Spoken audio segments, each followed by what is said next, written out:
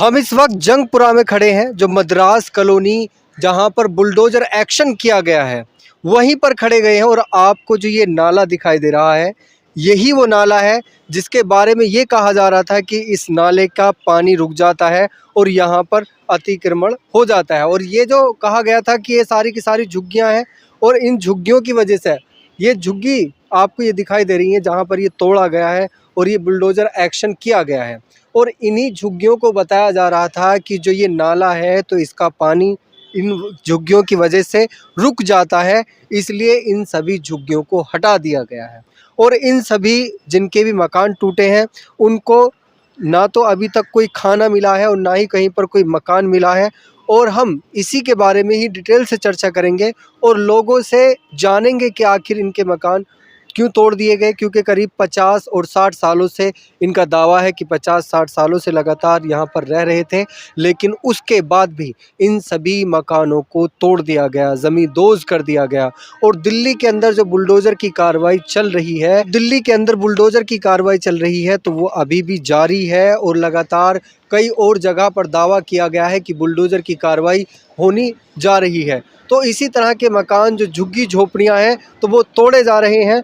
जहाँ पर ये कहा जाता था कि जो बीजेपी की सरकार है तो वो बनकर आएगी तो जहाँ पर झुग्गी है वहीं पर ही मकान दिया जाएगा, लेकिन वो सारे के सारे दावे फीके पड़ते हुए नज़र आ रहे हैं, क्योंकि गरीबों के मकानों को हटा दिया जाता है। और जैसे लोग कह रहे हैं कि रात के अंधेरे में सुबह को आकर जैसी आंखें खुलती हैं तो बुलडोज़र यहाँ पर खड़ा मिलता है। और जब बुलडोज़र देखते हैं तो ये हक्के बक्के चौकन्ने लोग रह जाते हैं, लेकिन ये बुलडोज़र की कार्रवाई स्टार्ट हो जाती है। और इसी की वजह से ही इस नाले की वजह से, इस नाले का पानी साफ़ की वजह से कि इस नाले का पानी रुक जाता है, यहाँ पर अतिक्रमण हो जाता है, तो यहाँ पर ये सब ढहा दिया गया। हालांकि अगर देखा जाए तो ये नाला जो है तो उसका अगर लेवल देखा जाए तो बहुत नीचा है। ये नाला जो आपको दिखाई दे रहा है नाला, तो वो बहुत नीचे पे पानी यहाँ पर बह रहा है, आप भी देख सकते हैं। और जो यहाँ पर ये सब मकान तोड़े गए हैं तो ये मकान जो हैं वो सब के सब बहुत ही ऊंचे पर हैं।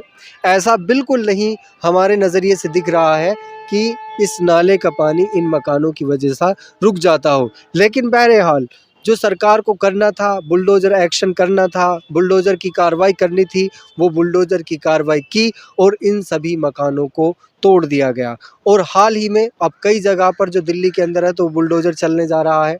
और वो ओखला और जामिया नगर पर भी कई जगह पर ऐसे ही जो है वो मार्क कर दिए गए हैं, पोस्टर लगा दिए गए हैं, चेतावनी दे दी गई है कि इन सभी मकानों को खाली कर लिया जाए, वरना इनके ऊपर 15 दिन के बाद बुलडोज़र की कार्रवाई कर दी जाएगी। इन पर भी चेतावनी दी गई थी, लेकिन इन सभी बुलडोज़र का जो है वो ढहा दिया गया। जिसका जो सामान था ना उन्होंने सामान निकाला, जो कूलर थे, पंखे थे या भी कोई भी बरतने के सामान थे तो वो सब घरों के अंदर ही रह गए। जो भी छोटे मोटे सामान थे, आज हाल ये है कि जो छोटे छोटे बच्चे हैं तो वो बेघर हो चुके हैं और वो ऐसे ही पड़े हैं। यहाँ की महिलाओं को यही कहना है कि हम कहीं नहीं जाएंगे, यहीं पर ही रहेंगे। और इस तरह की जो बुलडोज़र की कार्रवाई है तो वो सरकार को देखना चाहिए कि ऐसी कार्रवाई ना हो। इसके ऊपर क्या कहोगे जो बुलडोज़र एक्शन हुआ है? इसके ऊपर क्या कहेंगे, नुकसान हुआ है, हम गरीबों को ही तो कर रहे हैं, अमीरों के साथ थोड़ी ऐसे कर जो पाएगा। कहा जाता है कि ये सरकार जो आई है तो वो जहाँ झुग्गी वहीं मकान देगी, पक्का मकान बना कर देगी। पक्का मकान कहाँ दे रही है? पक्का मकान देते तो ये लोग क्यों रोते? रोते नहीं रोते, लेकिन पक्का मकान दे ही नहीं रही है तो क्या करे। एक आशियाना होता है इंसान के रहने के लिए, अब उसको तोड़ दिया जाता है तो उस बहुत पर मुश्किल होता है इंसान के लिए। अब कितना लोग रो रहे हैं, कितना बुरा लगता है। सरकार को कुछ कहना चाहोगे? जो सरकार है, रेखा की सरकार, महिला की सरकार। महिला की सरकार है लेकिन महिला समझ तो नहीं रही है, महिला का दर्द थोड़ी समझ रही है। महिला का दर्द समझती तभी तो, नहीं समझ रही है। वो तो कह रही है हम अच्छा कर रहे हैं। अच्छा क्या कर रहे हैं? गरीबों उनका ये कहना है कि पानी रुक रहा था नाले का तो इसलिए करा गया।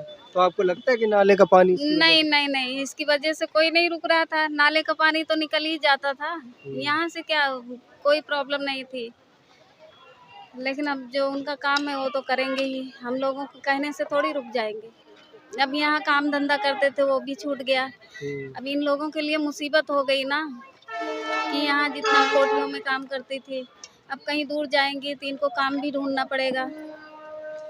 काम ढूंढेंगे, फिर खाएंगे, कैसे रहेंगे, मुश्किल हो रहा है। बने रहेगा हमारे साथ और देखते रहिएगा हमारे चैनल, सब्सक्राइब कीजिएगा। धन्यवाद।